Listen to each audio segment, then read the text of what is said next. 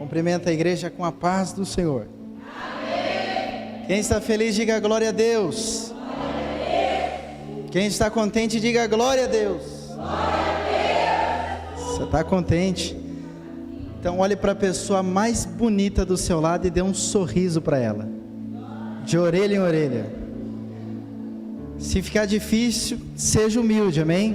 Dê um sorriso assim mesmo. Confesso que quando acenderam as luzes, eu olhei para o meu lado esquerdo, olhei para minha tia, eu falei, apaga de novo. Brincadeira. Meus irmãos, quero aqui desde já agradecer a Deus pela oportunidade de poder estar aqui mais uma vez com vocês. Agradecer ao pastor Fernando pelo convite, pelo carinho ao nosso ministério. Que Deus abençoe a vida do senhor. Demorou para me chamar, hein, pastor? Eu estava falando com os meninos ali, eu perguntei para eles, é impressão minha? Eu tinha um púlpito aqui. Aí eles falaram, não, tinha sim, é que a gente precisou tirar tudo. Já fazem quase 2 anos, mas estamos aí. Muito obrigado, pastor Fernando, pelo convite. A toda a igreja, muito obrigado pela recepção, pelo carinho, nos receberam muito bem ali.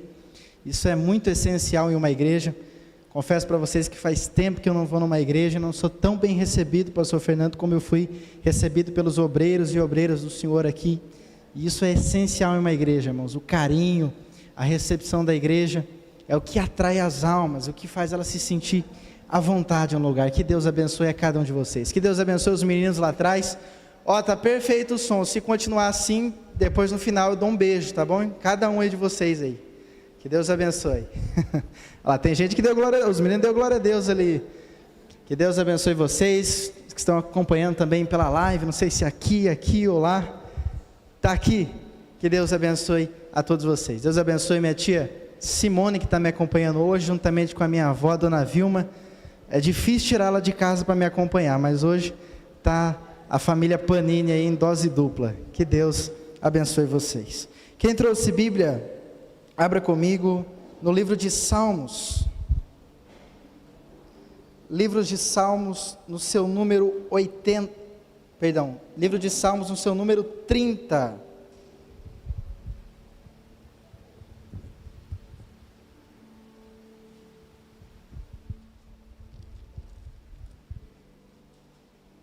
Livro de Salmos no seu número 30 e verso de número 5.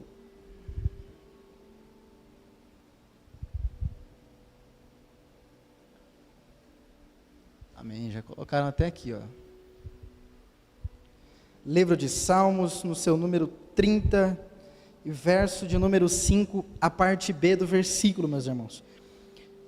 Quando alguém diz a parte B do versículo, a parte B é quando tem aquele ponto e vírgula ali, ó, porque a sua ira dura só um momento, ponto e vírgula, e aí começa o texto que nós vamos ler, amém?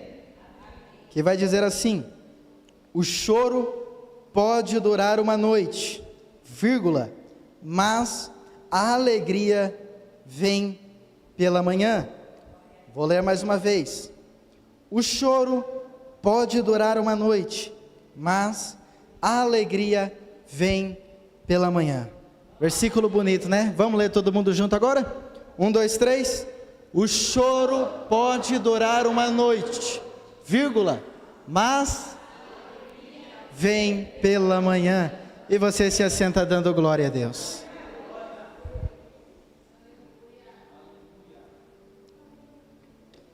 Queridos irmãos e igreja do Senhor, o texto ao qual acabamos de ler, o Salmo de número 30 e a parte B do versículo 5, sem dúvidas é um texto bastante conhecido entre nós outros, um texto que é bastante citado, principalmente por pregadores, um texto que é muito usado, principalmente em congressos, é tema de festividades, e principalmente é um versículo, um texto muito poderoso, porém bem expressivo no que quer dizer, bem objetivo. E o Salmo de número 30, o verso 5 e a parte B, qual nós lemos, é bastante usado em tudo, pois ele é bem simples e objetivo. O choro pode durar uma noite, vírgula, mas a alegria vem pela manhã. Eu creio que aqui todo mundo já recebeu um cartaz de bom dia da avó, do avô ou de algum parente. Quem aqui recebe cartaz de bom dia todo dia no WhatsApp? Levanta a mão. Será que sou só eu aqui? Em alguma vez você já recebeu um cartaz de bom dia escrito assim: O choro pode durar uma noite, mas a alegria vem pela manhã. Bom dia, que Deus abençoe o seu dia. Mais uma vez, só quem recebeu levanta a mão aqui. Agora sim.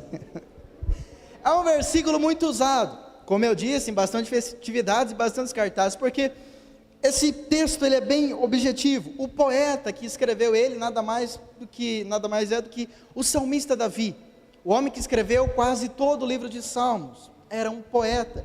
E o salmista Davi, o poeta, ele é bem objetivo. O choro pode durar uma noite, vírgula, mas a alegria vem pela manhã. A vírgula na gramática, ela é usada para separar uma frase da outra, correto?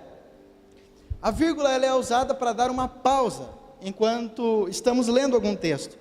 Quando estamos lendo algum texto, principalmente a Bíblia, quando tem uma vírgula, a vírgula ela é para ser respeitada.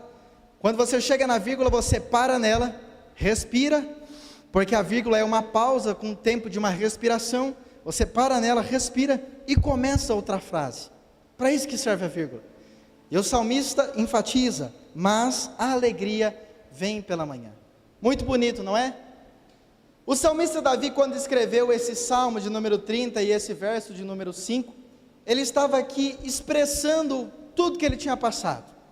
É como se o poeta, o salmista Davi tivesse olhado para trás, olhado toda a sua trajetória, a sua vida, o seu ministério, de altos e baixos.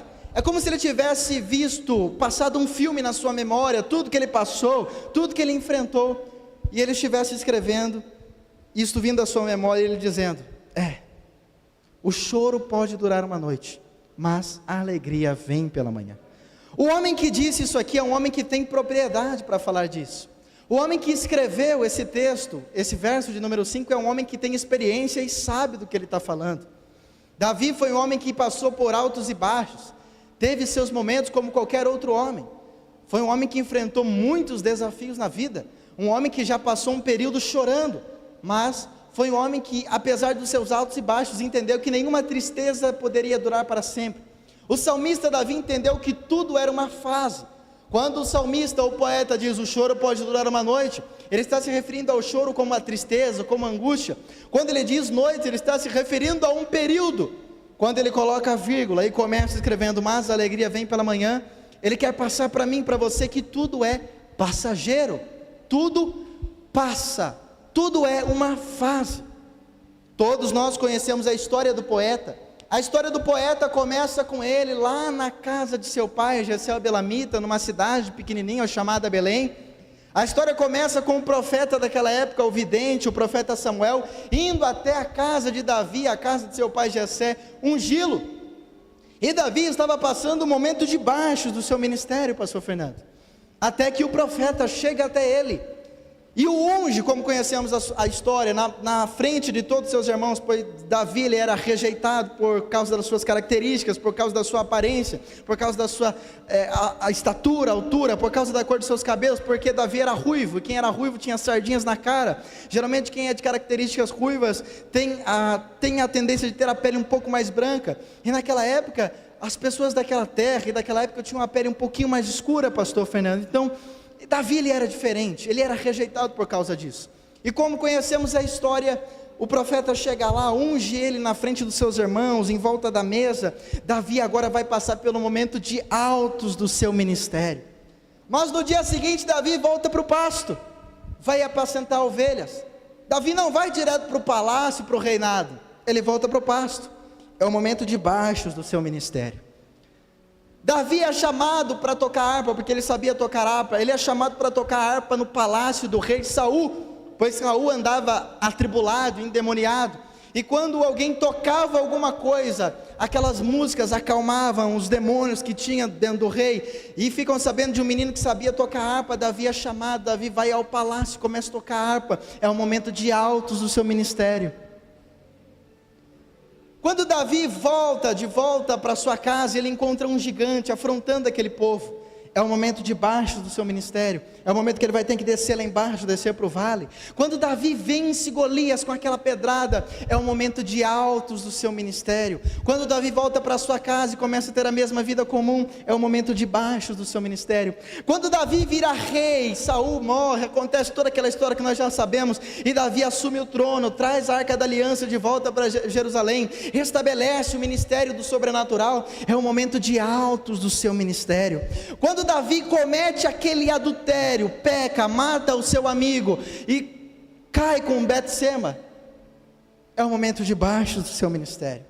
O que eu estou querendo dizer para vocês é que Davi, como qualquer outro, teve um momento de altos e baixos, como qualquer outro, mas às vezes esquecemos disso.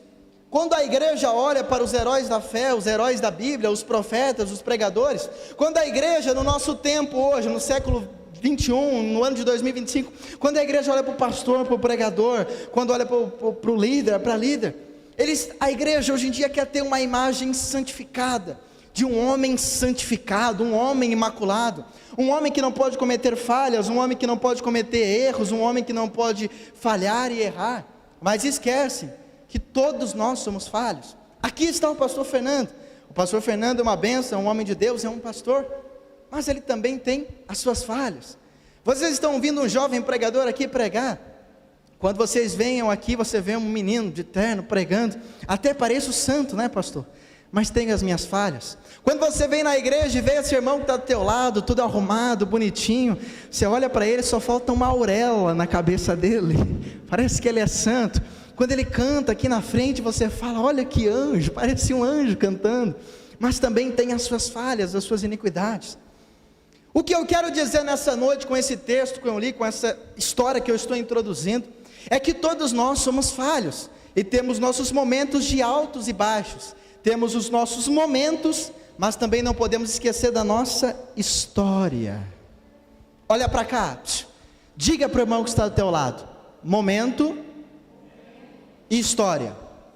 Diga para ele, temos os nossos momentos, mas nenhum momento define a minha e a sua história.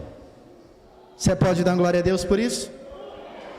Quando Davi, o poeta, escreve, o choro pode durar uma noite, ele está se referindo a um momento. Quando ele coloca a vírgula e diz, mas a alegria vem pela manhã, é história, é aquilo que é. O choro, a angústia, a tristeza podem durar um período, talvez as fases ruins do seu ministério podem durar por um tempo, as fases de altos e baixos, mas nenhum momento é capaz de definir a sua história. Como assim, Vitor? Eu vou provar. Quem aqui lembra de Moisés da Bíblia? Levante a mão.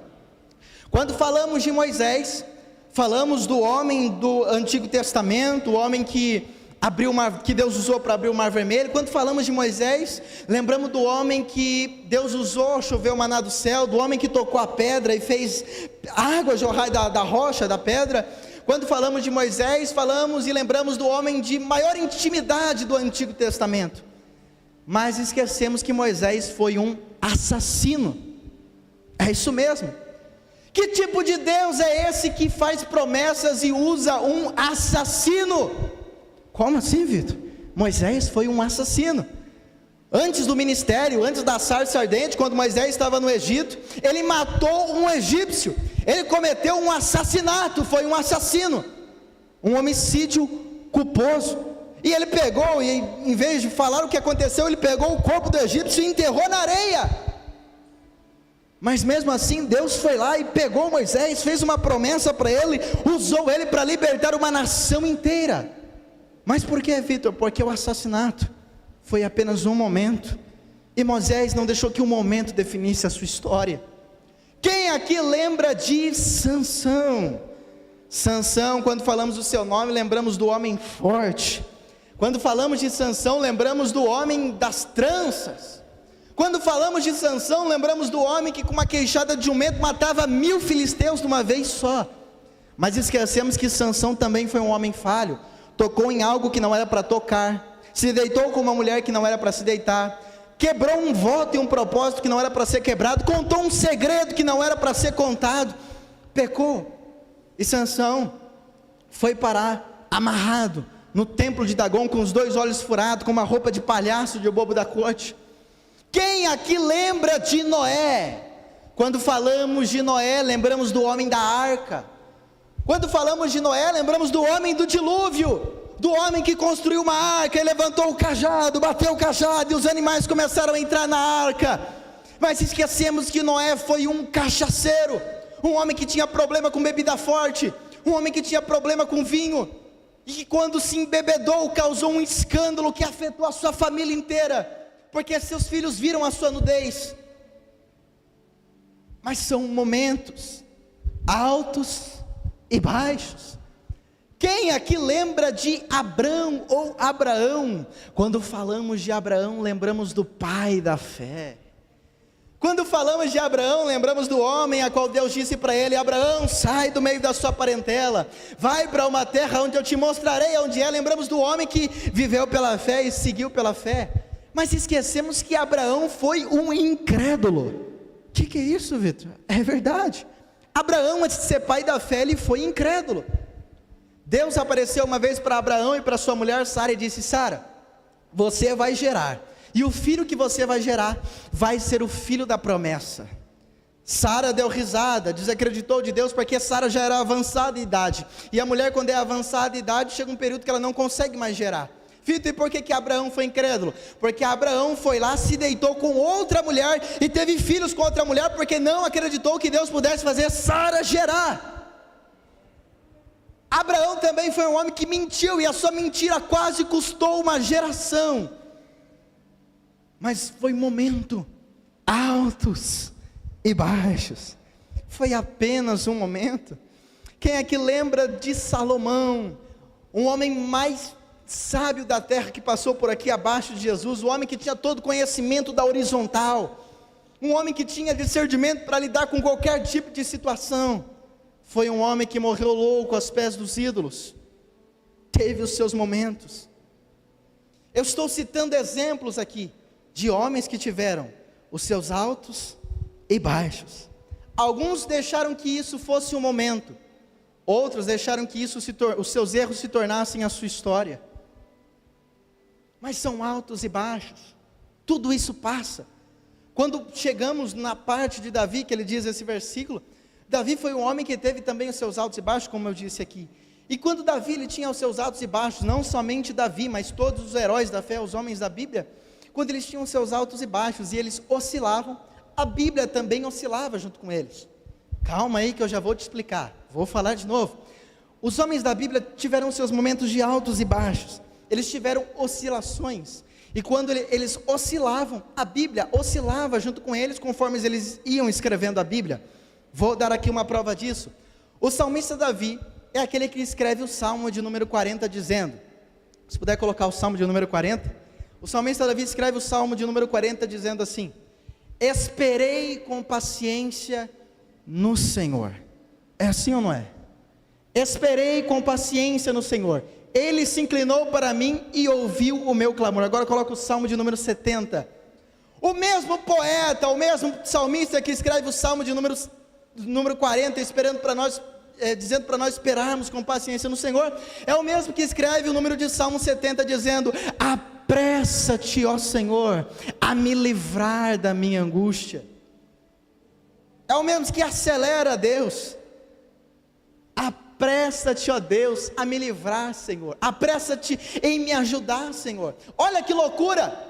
O mesmo poeta que ensina para nós esperarmos o Salmo 40 com paciência para Deus ouvir a nossa oração, é o mesmo que no 70 diz: apressa-te, Senhor, apressa-te a me ajudar, apressa-te a me socorrer. Por que, Vitor? Porque no Salmo de número 40, Davi estava passando por um momento calmo no seu ministério. No Salmo de número 70, queriam matar Davi. Ou seja, altos e baixos. Conforme ele oscilava, a Bíblia oscilava com ele, não somente Davi, mas como todos os homens da Bíblia. Mas são momentos altos e baixos. Quem aqui lembra do apóstolo Paulo? Quem aqui já ouviu falar da história do apóstolo Paulo, qual o pastor estava citando aqui? O apóstolo Paulo, ele foi um homem que por muito tempo, a igreja protestante, também a igreja católica, quis santificar a sua imagem. E Paulo também se achava um homem santificado, um homem imaculado, um homem santo. Paulo, ele olhava para si mesmo e se achava um homem perfeito, Um homem que Deus escolheu porque ele se achava melhor que os outros, ele se achava mais santo do que os outros. Quando o Senhor levantou a Paulo e começou a usar Paulo, ele era o tipo de pessoa, o tipo de homem que mandava todo mundo para o inferno. É isso mesmo. Paulo era o tipo de pessoa que mandava todo mundo para o inferno. Se você tivesse em pecado, fizesse alguma coisa, Paulo mandava você para o inferno. Quer ver? Vou provar. Paulo, em uma das suas cartas, quando ele começa o ministério, ele planta uma igreja em Corinto. E Corinto era a igreja que Paulo amava, ou a igreja que Paulo dedicou a maior parte do seu ministério, era a igreja de Corinto. Era uma igreja tão séria, era uma igreja tão rígida, que era levado ao ponto da risca, que lá ou era assim, sim ou não, não, era o tipo de igreja que era 880, ou é ou não é. Pois bem, era uma igreja que foi levado tão ao ponto da risca, que era uma igreja que tinha os 9 dons do Espírito Santo. Era uma igreja fervorosa, uma igreja santa, uma igreja que você entrasse lá dentro, se você fosse um crente pinguim, um crente geladeira, você saía de lá cuspindo fogo. Era uma igreja que tinha os 9 dons do Espírito. Vamos imaginar que estamos na igreja de Corinto agora? Olhe para o irmão que está à sua direita, esse aí tem o dom de interpretação de línguas. Olhe para o irmão que está à sua esquerda, esse aí tem o dom de variedade de línguas. Olhe para o irmão que está atrás de você agora, esse aí tem o dom de profecias e o dom de discernir espíritos. Era uma igreja cheia de dons, e no meio daquela igreja tinha um homem que não era perfeito, um homem que errou e caiu no pecado da imoralidade sexual, foi um homem que caiu na fornicação. A igreja ajudou esse homem, levantou ele, mas veio um momento de fraqueza, e esse homem mais uma vez caiu no pecado da fornicação. Aí Paulo, em 1 Coríntios capítulo 5, quando ele está escrevendo a carta aos Coríntios, no capítulo 5, ele dá uma ordem à igreja de Corinto. Ele pede para que a igreja de Corinto pegue esse homem que pecou, arranque ele da igreja e entregue o seu corpo nas mãos de Satanás. E ele diz que ele vai orar a Deus, e pode ser que Deus ouça a sua oração e salve a sua alma, o seu espírito. Olha como Paulo era maluco. Que tipo de homem é esse que pede para arrancar um membro da igreja e entregar ele nas mãos de Satanás? Que tipo de... Imagina você aqui dentro, você tem um deslize, você falha, o pastor diz assim: hoje vamos excluir o membro tal, o membro fulano de tal, porque ele pecou, vou entregar o corpo dele nas mãos de Satanás, e vou orar para que talvez Deus salve o seu espírito. Olha que maluquice. Paulo se achava tão santo ao ponto disso. Paulo ensinou um ensinamento que vai totalmente contra o que Jesus disse. Paulo disse: arranque-o da igreja, entregue ele nas mãos de Satanás, e eu vou orar para que talvez Deus salve o seu espírito. Jesus, em Mateus capítulo 18, versículo 15, diz ao contrário. Ele disse assim: não, se o seu irmão pecar, Jesus dizendo, se o teu irmão pecar, não o abandone, gruda nele, traz ele para perto e o repreenda-o. Se o seu irmão aceitar a sua repreensão, você ganhou o seu irmão para Cristo. Se o seu irmão pecar e você repreender ele, e ele não te der ouvidos, mesmo assim, não o abandone, gruda nele, traz ele para perto, junta, pega mais 2 ou 3 testemunhas que nem você, e o repreenda-o, tenta o convencer do seu pecado, mas não o perca, porque se ele aceitar a vossa repreensão, vocês ganharam um irmão, porque tudo que ligares aqui na terra, será ligado no céu, mas tudo que desligares do céu, tudo que desligares aqui da terra será desligado do céu. Ou seja, nós temos o poder e a autoridade de desligar alguém do céu. Se aqui embaixo a gente concordar, será concordado no céu. Olha como Paulo é maluco, mas é o momento do seu ministério, a qual ele está passando. Aí Jesus vai pegar Paulo e vai dizer: é assim, Paulo, você acha que você é santo, você acha que você é perfeito, então você acha que você é o cara. E Paulo por muito tempo se achou o cara, Paulo se achava perfeito. E aí eu imagino Jesus olhando para ele e dizendo: Paulo, então você se acha o cara, você se acha o maior dos apóstolos, você se acha santo, você acha que você é perfeito. Aí o Senhor vai fazer Paulo passar por tribulações. Paulo, na sua primeira viagem missionária, é apedrejado quase até a morte. Na sua segunda viagem missionária, Paulo vai parar com Silas na prisão. Na sua terceira viagem missionária, Paulo sofre naufrágio, vai parar numa ilha, a víbora pica a sua mão, já conhecemos a história. Paulo vai passar por diversas tribulações, vai receber chicotadas, vai ser traído, vai ser defamado, vai ser apunhalado pelas costas. Aí Paulo começa a entender que ele também é falho. Paulo também começa a entender que ele é pecador como qualquer outro. Aí Paulo vai dizer, todos nós somos. Aí Paulo começa a oscilar na carta de Coríntios. Aí Paulo vai dizer assim, todos nós somos pecadores. Como assim, Paulo? E desses pecadores, eu, Paulo, sou o pior, porque o bem que eu quero fazer não faço, mas o mal que eu não quero, esse acabo cometendo. Por isso que eu sou o pior desses pecadores. Aí o Senhor vai lá, coloca um mensageiro de Satanás, um ex-bofeteador de Satanás, para todo dia vir dar um tapa na cara de Paulo e dizer para ele que ele não presta, que ele também é falho, que ele é um homem cheio de iniquidades, que ele é iníquo, que ele é falho como qualquer um, sujeito a queda, sujeito a tentações, sujeito a tudo. Vai mostrar para ele que ele também não presta. E você vai ver Paulo oscilando na carta ao 1 aos Coríntios. E aí você vai ver o mesmo Paulo que escreveu Coríntios capítulo 5, mandando entregar o corpo de um homem nas mãos de Satanás. É o mesmo Paulo que começa no capítulo 13 da primeira carta aos Coríntios dizendo, ainda que eu falasse na língua dos homens e dos anjos, e não tivesse o amor, seria eu como metal que soa, ou como sino que tine.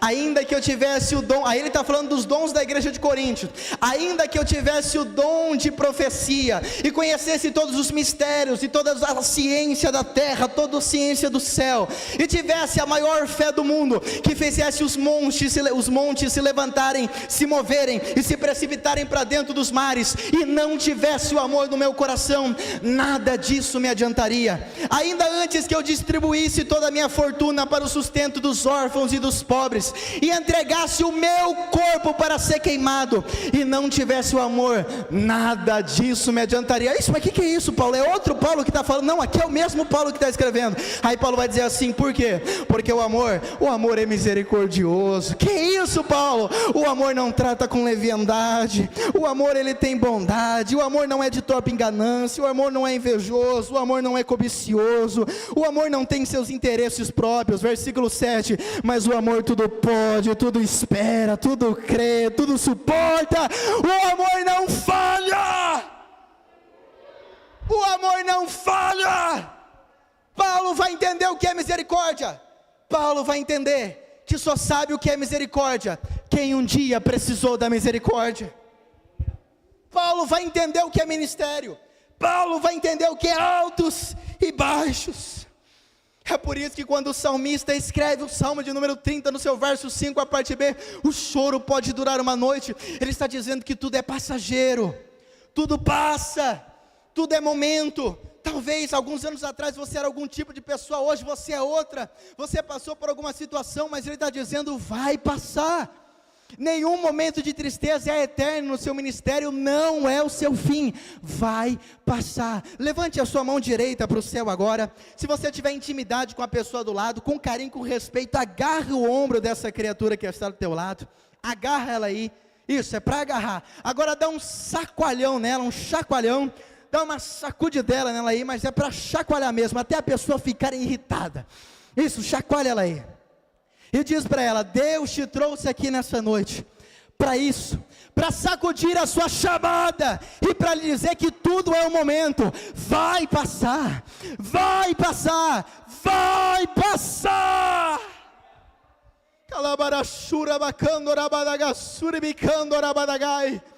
Nessa noite o Senhor me trouxe aqui para lhe dizer que momento é momento, história é história, nenhum momento vai ser capaz de definir a sua história.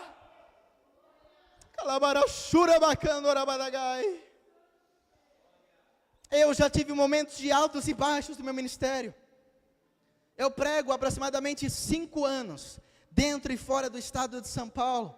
Quantas vezes eu não era convidado para pregar e eu ia de ônibus, pastor, porque não tinha dinheiro não tinha carro, não tinha dinheiro para pagar Uber, e as igrejas que me chamavam, eu tinha que ir de ônibus. Às vezes eu pegava 2 ônibus para ir num lugar pregar, às vezes ia de a pé. Às vezes eu chegava numa igreja, combinava uma coisa, chegava lá, o pastor descombinava, eu não tinha como voltar embora, eu tinha que dar os meus pulos. Quantas das vezes eu não precisei de carona, quantas das vezes eu não precisei de amigos para me levarem em tal lugar, em algumas pregações, e em cima da hora eles desmarcavam, me deixavam na mão. Momentos de baixos, momentos de ministério, Mas quantas das vezes eu também não fui honrado, fui levado para pregar em lugares, eu me lembro até hoje, em ônibus de 2, 3 andares, fui chamado para pregar em lugares que eu já fui de avião, já entrei dentro do Pássaro de Ferro, já cruzei nações, dentro do estados dentro do Brasil, nações fora do Brasil, momentos de alto, tudo é momento, tudo é altos e baixos, mas o que fica é a sua história. Podem roubar tudo de você, levante a mão que eu vou profetizar. Podem roubar tudo que você tem, o diabo pode roubar tudo que você tem, se Deus permitir. Pode roubar os seus bens materiais, pode roubar tudo aquilo que você conquistou de uns anos para cá, pode roubar tudo que você tem hoje, mas a única coisa que o diabo não consegue roubar é a minha e a sua história. Nós temos história. Talvez o ano de 2024 foi um ano que você chorou, foi um ano que você teve os seus altos e baixos, foi um ano que você derramou lágrimas, foi um ano que talvez você achou que não ia nem conseguir fazer a transição para 2025, mas para vergonha de Satanás, olha 2025 em pleno janeiro, domingão, você aqui hoje, dando glória a Deus e aleluia na casa do Pai.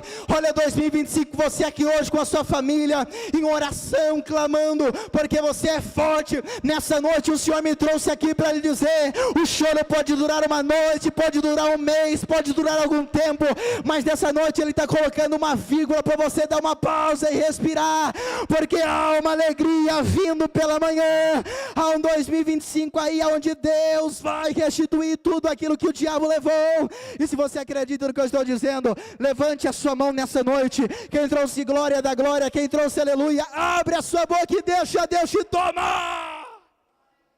Por favor, os batizados com o Espírito Santo, falem em línguas nessa noite. Só quem veio para adorar nessa noite, deixa eu ouvir o glória a Deus e aleluia que você veio para dar ao seu Deus. Deixa eu ver a rajada de língua estranha que você trouxe aqui hoje nessa noite. Só quem veio para adorar, levante a sua mão lá em cima e dê um grito de glória.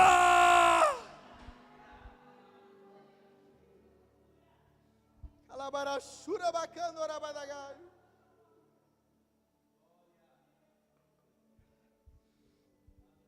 Aleluia, eu estou sentindo a presença de Deus aqui. Tudo passa, tudo é passageiro, vai passar. Eu não sei como você entrou aqui hoje nessa noite, mas o Senhor me trouxe aqui para esta palavra, vai passar. Está doendo, vai passar.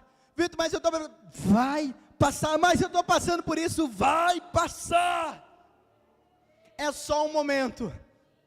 E quando o sol começar a aparecer pela manhã, quando os primeiros raios de sol começar a aparecer pela manhã na sua vida, você vai entender que o que permanece é a sua história. Você tem história. Deus te chamou por cabeça, não te chamou por cauda. Você não é qualquer um, você é aquele que Deus chamou, aquele que Deus ungiu e chamou para reinar nessa terra. Você não é aquilo que o diabo diz que você é aquilo que Deus diz que você vai ser. Então nessa noite, só quem pode, mais uma vez, dê um grito de glória a Deus, abre a sua boca e adora.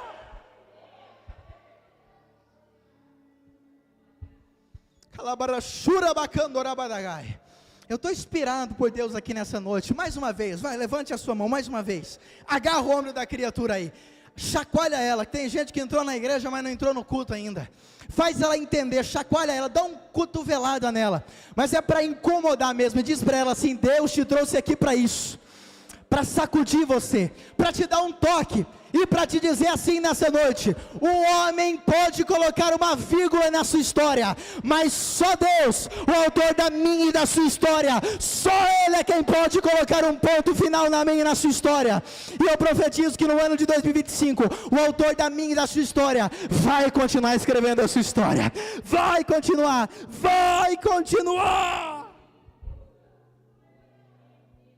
Acotovele teu irmão e diga para ele, ninguém para quem tem chamada.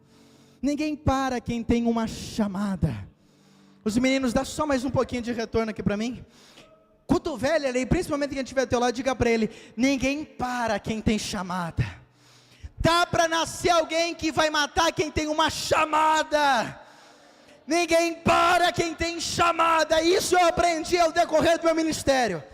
Se você tem uma chamada de Deus, uma chamada divina, não tem tristeza, não tem angústia, não tem noite que dure para sempre. Se você tem uma chamada de Deus, não tem eletrocutamento. Se você tem uma chamada de Deus, não tem bala perdida. Se você tem chamada de Deus, não tem capotamento, não tem acidente de trânsito, não tem doença, não tem AIDS, não tem câncer. Se você tem uma chamada de Deus, não tem Covid, não tem corona, não tem nada que te pare. Se você tem uma chamada de Deus, tá para nascer quem vai travar a sua chamada.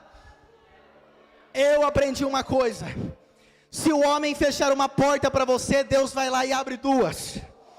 Se o homem fechar as duas portas para você, Deus vai lá e abre quatro. Se o homem fechar as quatro portas, Deus vai lá e abre uma janela. Se o homem te jogar numa cova recheada de leões, Deus vai lá, fecha a boca do leão e faz você dormir entre eles.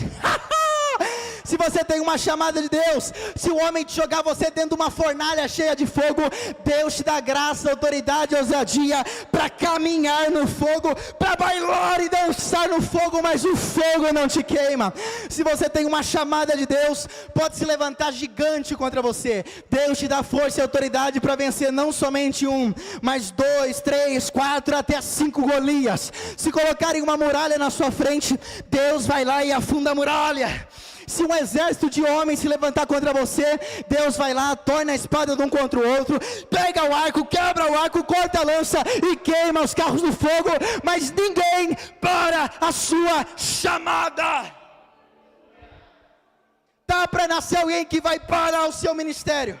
Se você tem uma chamada de Deus, pode se levantar quem quiser contra você. Se você tem uma chamada de Deus, pode se levantar sistema, pode se levantar homem, pode se levantar matadores de sonho, pode se levantar pai de santo, mãe de santa. Se você tem uma chamada de Deus, pode se levantar demônios, pode se levantar Zé Pilintra, Zé Pilantra, Preto Velho, Nega Velha, pode se levantar até 11 mil demônios do inferno contra você.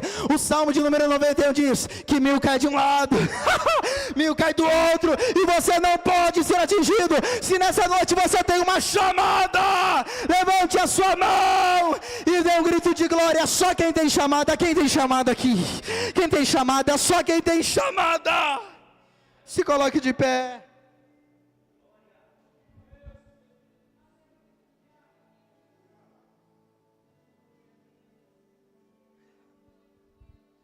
Temos aqui 5 minutos. Se a banda puder vir aqui para a gente cantar, corre aqui, vamos adorar a Deus. Quando o poeta, o salmista,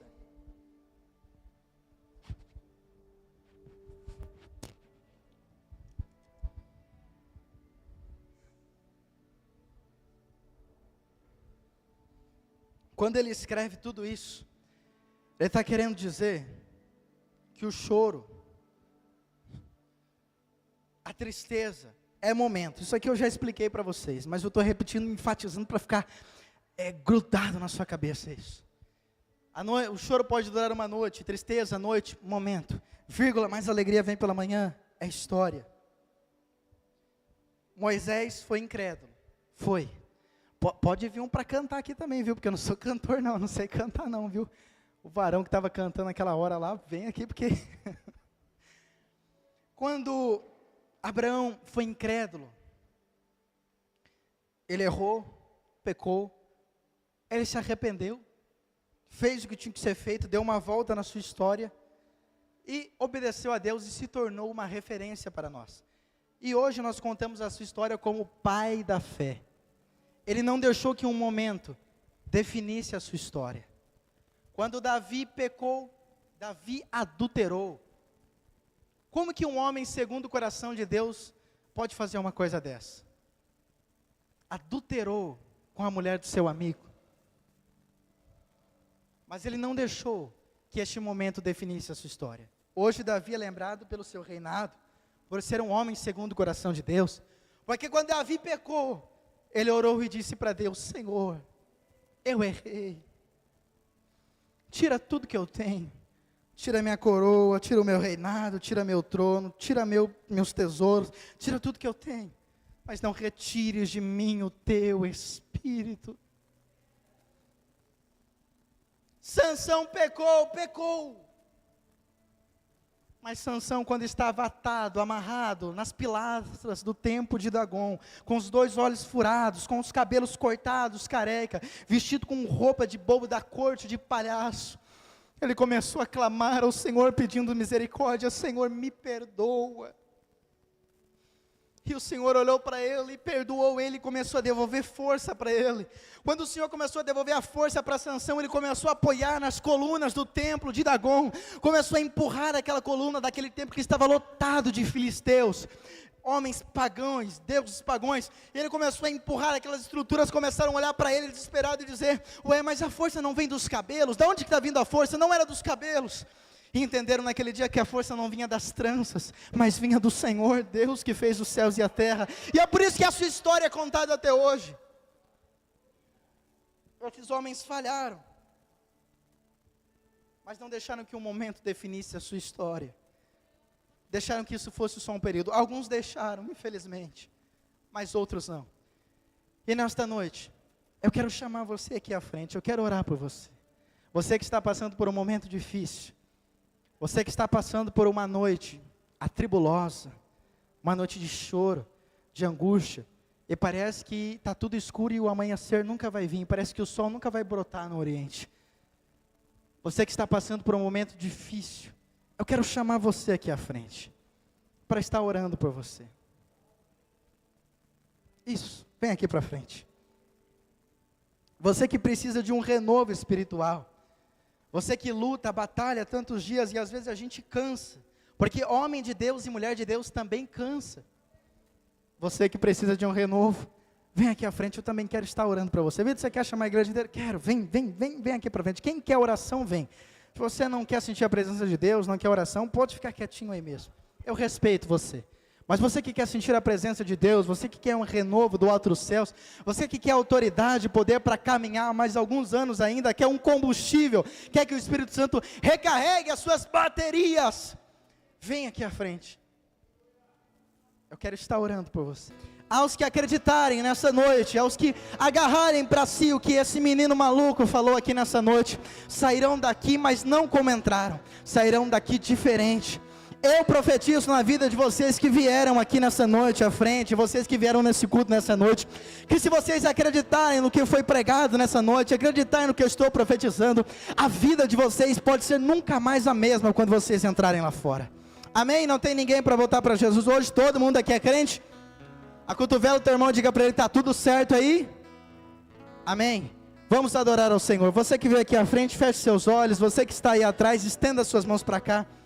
E os meninos aqui deem lugar, deixa Deus usar em vocês. Feche seus olhos. No meu jardim, tranquei a porta e abri meu coração, reguei minhas raízes com minhas lágrimas. Os que sabem, canta nessa noite. Gotas de adoração, Senhor, não quero que os meus olhos percam o brilho do primeiro amor por ti. Não quero que em mim se perca o desejo de te adorar. Canta nessa noite. Vem, Senhor, e me resgata todos os dias só pra te adorar. Quero ser teu bom perfume. Só quem quer nessa noite. Levante a sua mão. Quem trouxe glória da glória, adore nessa noite. Você não está proibido de adorar. Te adoro.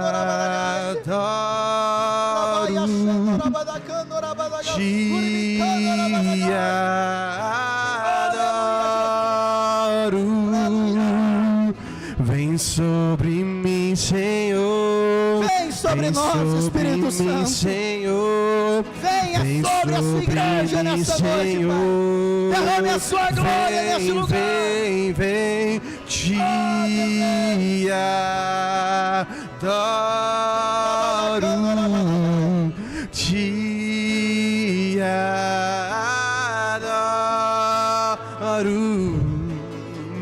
Vem sobre mim, Senhor, vem sobre mim, Senhor, vem sobre mim, Senhor. Vem, Senhor,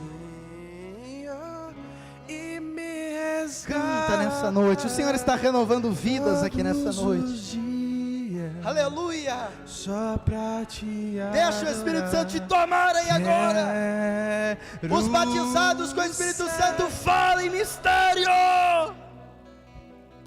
Primeira essência, teu jardim particular. Aleluia. Levante a sua mão direita assim para o céu. Assim, a mão aberta. Eu vou profetizar nessa noite.